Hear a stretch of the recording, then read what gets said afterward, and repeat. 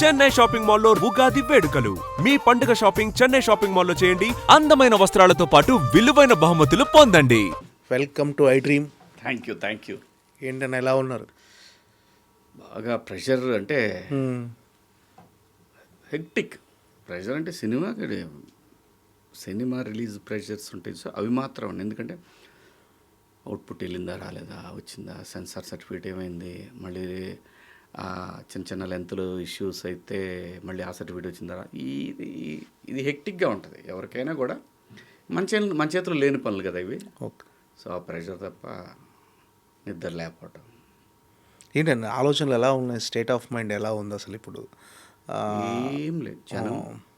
జనము ఈ సినిమాని వాళ్ళు ఎంతవరకు అయితే ఎక్స్పెక్ట్ చేస్తారు, అదే తిరుగుతుంది మైండ్లో అంతే. ఇప్పుడు ఎంతవరకు అయితే ఎక్స్పెక్ట్ చేస్తారో అది ఖచ్చితంగా వాళ్ళకి దొరుకుతుంది ఈ సినిమాలో.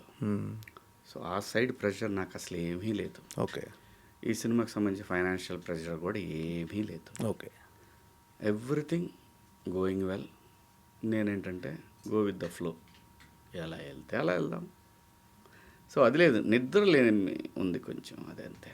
అంటే కొంత గ్యాప్, చాలా గ్యాప్ తర్వాత మళ్ళీ ఒకవైపు హీరోగా, ఒకవైపు క్యారెక్టర్ ఆర్టిస్ట్గా, మరోవైపు ప్రొడ్యూసర్గా ఒకేసారి బిజీ అయిపోయారు. అంటే ఈ ప్రెషర్ ఉందా? అంటే ఈ రోజులు ప్రశాంతంగా ఉన్నారు, చాలా బాగా పనిచేస్తాను. ఓకే. అది నేర్పింది జీవితం మనకి, ఆ గ్యాప్. సో ప్రెషర్ ఫీల్ అవును, నేను ఎంజాయ్ చేస్తాను ఖచ్చితంగా. ఓకే. అంటే ప్రొడ్యూసర్గా తాజ్మహల్ సినిమా తర్వాత ఇది మళ్ళీ ప్రొడక్షన్ చేయటం, ప్రొడక్షన్ మనం చాలా టాటా బిర్లా నుంచి ప్రొడక్షన్ చేస్తున్నాం. ప్రొడక్షన్ అసలు ప్రెషరే కాదు ఇప్పుడు, అది నాకు ప్లెజర్. ఓకే. బాగా ఎంజాయ్ చేస్తాను. అంటే పర్టికులర్ ఈ మూవీ ప్రొడ్యూస్ చేయడానికి రీజన్ ఏంటంటే ఒకవైపు హీరోగా 2 బాధ్యతలు తీసుకున్నారు ఎందుకు? అలా ఏం లేదు, ఒక మంచి కాన్సెప్ట్ వచ్చింది, బాగుంది, నా దగ్గరకు వచ్చింది స్క్రిప్ట్. వచ్చినప్పుడు నేను ఈటీవీకి పంపించాను. ఇందులో నా రిస్క్ ఏముంటుంది, ఆ సైడ్ నుంచి పెద్ద రిస్క్ ఏం లేదు. కంటెంట్ ఒకవేళ వాళ్ళకు కూడా నచ్చింది అనుకో, మంచి స్క్రిప్ట్ బయటకు వెళ్తుంది కదా, మళ్ళీ హీరోగా రీఎంట్రీ ఈ సినిమాతో అవ్వచ్చు కదా, అలాంటి స్క్రిప్ట్ వచ్చింది. అందుకే నేను ఆ డెసిషన్ తీసుకున్నాను, అంతే. ఓకే. అంటే ఈ సాంప్రదాయని సుప్పిని శుద్ధ పూసని అనేది అంటే ఈ టైటిల్ నుంచి కథ పుట్టిందా, లేకపోతే కథ అనుకున్న తర్వాత టైటిల్ పెట్టారు? కథ అనుకున్న తర్వాతే టైటిల్. కొంచెం ఆడు 90s పిల్లాడు ఉన్నాడు కదా, వాడు ఎంతసేపు మ్యానిపులేట్ చేస్తుంటాడు కదా, వాడు కొంచెం కంత్రివాడు. సో ఈ స్క్రిప్ట్లో అలాంటి ఒక చిన్న చిలిపితనం అనకూడదు కానీ ఆ ప్రెషర్ ఉంటుంది, అది చాలా కనెక్ట్ అయింది ఈ స్టోరీకి. పైగా నా వెబ్ సిరీస్లో టైటిలే కదా, అందులో కూడా ఈటీవీదే కదా.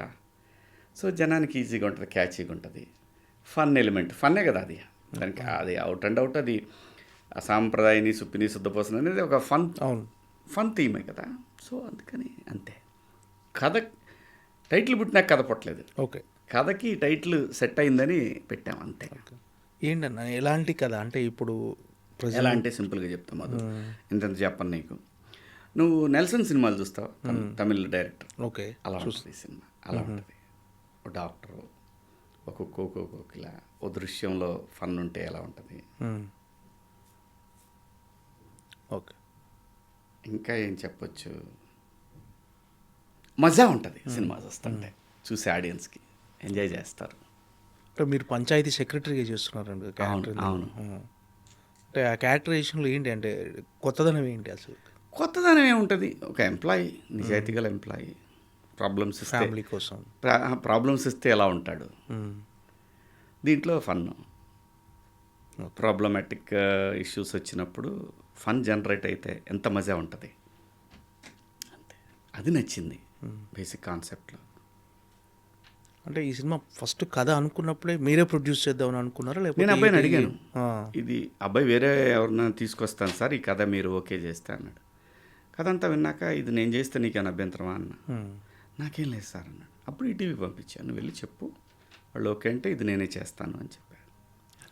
అంటే ఫస్ట్ మరి మొదలు పెట్టడం మనం సినిమా థియేటర్కే మొదలుపెట్టాం కదా. థియేటర్కే మొదలుపెట్టాము.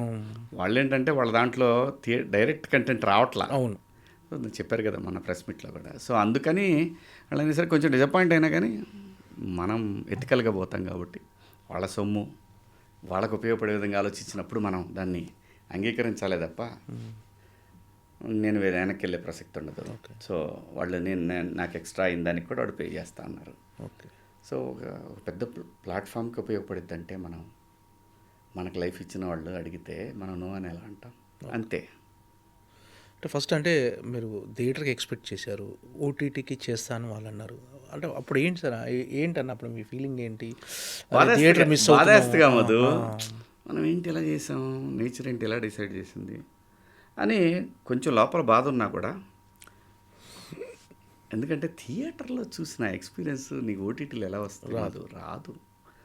సో సరే కానీ భగవంతుడు డెసిషన్ ఇది, నేచర్ డిసైడ్ చేసింది అలాగా అని, సరే ఓకే సార్.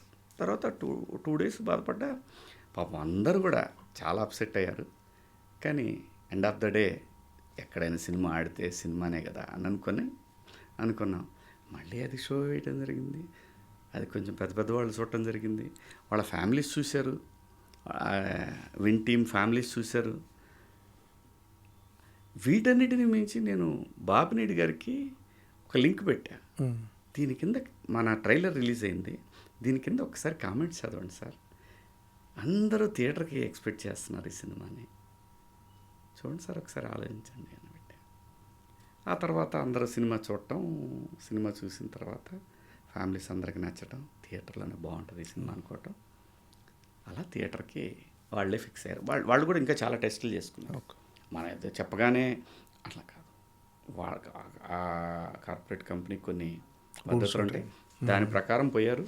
ఫోకస్ ఏదో అంటారు దాన్ని, ఒక నామం ఏదో ఉంటుంది ఫోకస్ అనేది, అది నాలుగు చోట్ల చేసుకున్న తర్వాత ఇనానిమస్గా ఫిక్స్ అయిపోయి థియేటర్కి. అంటే నేచరు ఎలా తీసిపోయినా మళ్ళీ థియేటర్ మళ్ళీ తీసుకొచ్చింది అక్కడికి. అంటే అంత కష్టం ఉంది మధు. 1.5 year బిడ్డని సాకాం. చూద్దాం. అంటే వాళ్ళ స్వార్థం ఏంటంటే 90s తర్వాత మళ్ళీ ఆ స్థాయి చెప్పారు కంటెంట్ వాళ్ళకు పడలేదు అని.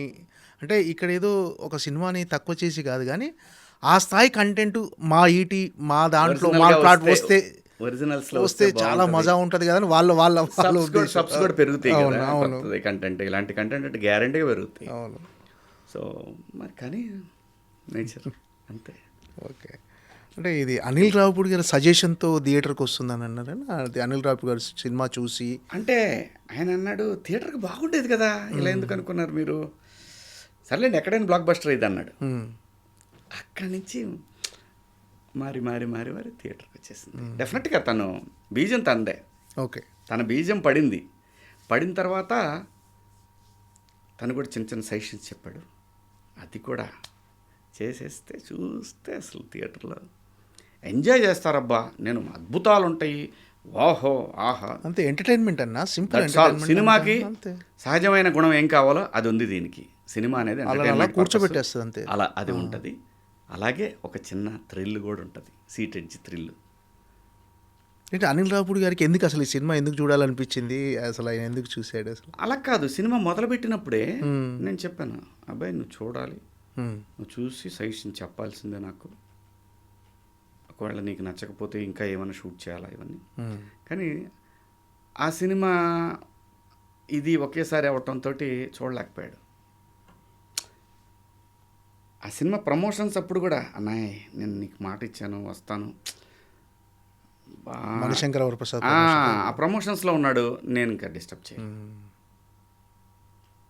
కాపీ వచ్చిన తర్వాత సరే ఇట్లా ఓటీటీకి అనుకున్నారు కదా, అబ్బాయి దండోరాకి వచ్చావు, ఇంకా నాకు అడగటానికి అంత అనిపించలేదు, అడగలేకపోతున్నాను నేను, నువ్వు నాకు మెసేజ్ పెట్టేసే అని చెప్పి. ఎందుకు, ఏం కాదు నేను వస్తా అన్నాడు. వచ్చాడు, చూశాడు, ట్రైలర్ చూసి బాగా ఎక్సైట్ అయ్యాడు. ఓకే. ఆ తర్వాత అన్న సినిమా చూస్తా అన్నట్టు చూశాడు. అంటే ఎగ్జాగరేషన్ కాదు, సెకండ్ మినిట్ నుంచి కనెక్ట్ అయ్యి నవ్వటం మొదలుపెట్టాడు. థ్రిల్లింగ్గా ఉంటుంది సినిమా, చాలా బాగుంటుంది. అలాగే ఈ జనరేషన్కి ఏం కోరుకుంటారు, ఏం కలర్ కోరుకుంటారు సినిమాకి, ఎలాంటి